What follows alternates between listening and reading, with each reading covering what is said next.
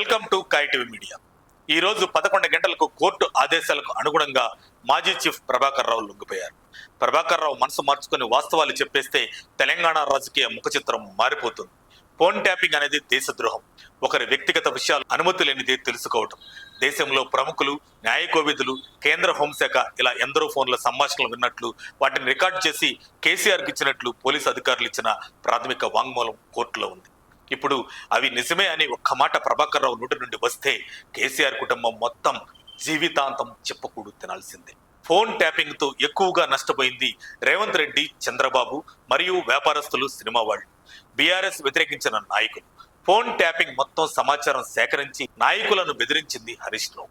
ఫోన్లో నాయకులు మాట్లాడే విషయాలు తెలుసుకుని వాళ్ళను బెదిరించి తాను గొప్ప నాయకుడిగా ట్రబుల్ షూటర్ అని చెప్పుకొని ఎదిగిన హరీష్ రావుకు ఇప్పుడు ట్రబుల్స్ మొదలవుతున్నాయి. ఒకవైపు కవిత, మరోవైపు ఫోన్ ట్యాపింగ్, కాళేశ్వరం దోపిడీ, మిషన్ భగీరథ వెంటాడుతుంటే తన చూపు బీజేపీ వైపు మళ్ళింది. ఫోన్ ట్యాపింగ్ సమాచారం జగన్ కు అందించింది కూడా కేసీఆర్. ఇద్దరూ ఒకరికొకరు సహకరించుకొని ఫోన్ ట్యాపింగ్ ద్వారా మరో 10 ఏళ్లు సీఎంగా ఉండాలని కలలు కన్నారు. కేసీఆర్ ఫోన్ ట్యాపింగ్ సహాయంతోనే జగన్ వైనాట్ 171 మాట్లాడాడు. ఎందరో తమ సంసారాలు పోగొట్టుకున్నారు.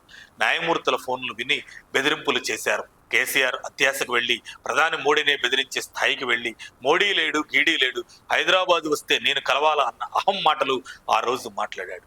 దేశంలో చక్రం తిప్పుతా అని ఢిల్లీలో కార్పొరేటివ్ పార్టీ ఆఫీస్ పెట్టాడు.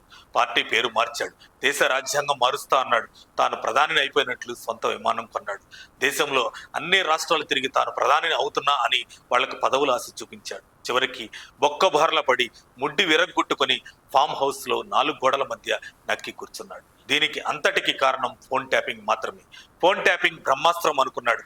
అహం పెరిగింది. నేలను విడిచి సాం చేశాడు. కళ్ళు నెత్తినెక్కాయి. ఇప్పుడు స్వంత గడ్డ మీద కేసీఆర్ జాతపెద కాదు గుంటనక్క అన్నట్లు జనం చూస్తున్నారు. కర్మ రిటర్న్స్ అని జనం చెప్పుకుంటున్నారు. ఇప్పుడు కేసీఆర్ జాతకం తాను పెంచి పోసిన విషపు నాగు ప్రభాకర్ రావు చేతిలో ఉంది. అమెరికాలో ఉన్నప్పుడు కేటీఆర్, హరీష్లు వెళ్లి బెదిరించి ఇండియా రాకుండా చేశారు. అక్కడే శాశ్వతంగా పౌరసత్వం తీసుకుంటే డబ్బు మొత్తం తామే ఇస్తామని ఒప్పించారు. కానీ రేవంత్ మోడీతో చేసిన ప్రయత్నంతో ప్రభాకర్ రావు తప్పక తిరిగి రావాల్సి వచ్చింది. తనకు బీఆర్ఎస్ తో ప్రాణహాని ఉందని న్యాయమూర్తి ముందు ప్రభాకర్ రావు వాపోయినట్లు సమాచారం.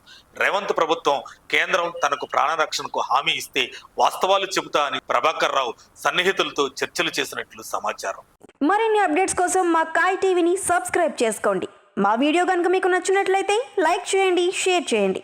మీ విలువైన అభిప్రాయాలను కామెంట్ బాక్స్లో తెలియజేయండి.